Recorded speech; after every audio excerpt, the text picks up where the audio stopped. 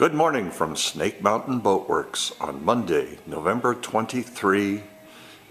We are updating you on the 1965 23-foot Lyman Runabout that, remember from earlier videos, we completely, I guess you could say, deconstructed her entire interior, her coaming, her windshield, all of the hardware, and have proceeded to varnish all horizontal surfaces, in other words the aft deck, the covering boards, and the foredeck, and have finally finished varnishing the sea of parts. It's just amazing, as RJ kept saying last week as he spent hour after hour after hour reassembling parts, reinstalling parts.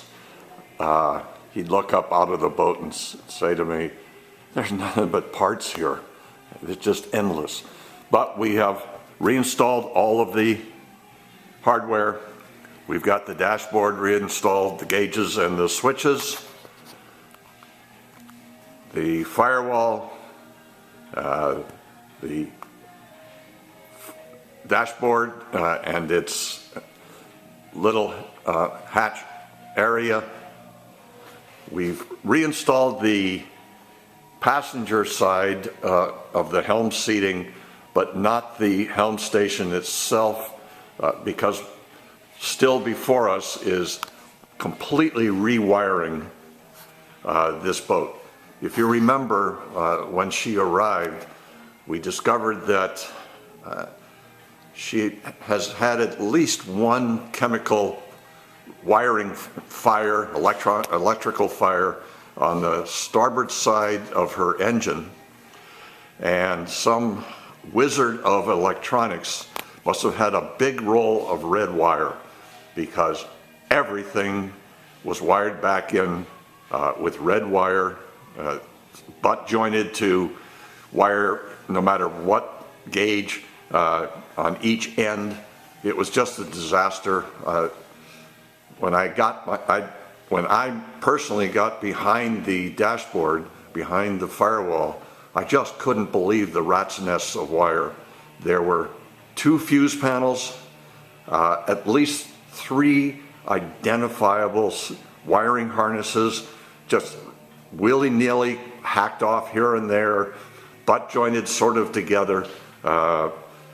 Rather than try to make any sense out of that, we simply removed all of it, save for, as you can see, a little bit of wire hanging down in the V-berth, save for a little bit of wire that led to the bow lights and the horn and those items. So the next step is going to be a very tedious and time-consuming one. We will begin wiring anew, one circuit at a time, doing it properly with home runs in each case, no butt joints, no spliced in here's and there's. And once we have the wiring harness completely in place, we'll be able to install the helm station seating, and then comes our least favorite job at all. The glass panels in the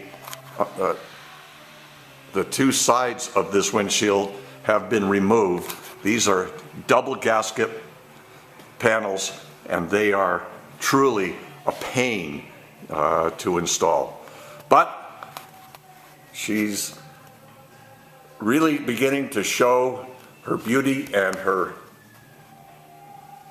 pedigree, and in another month we should have her ready to put away in storage for the rest of the winter and have her on the water on Lake Champlain and then Lake George, New York next spring.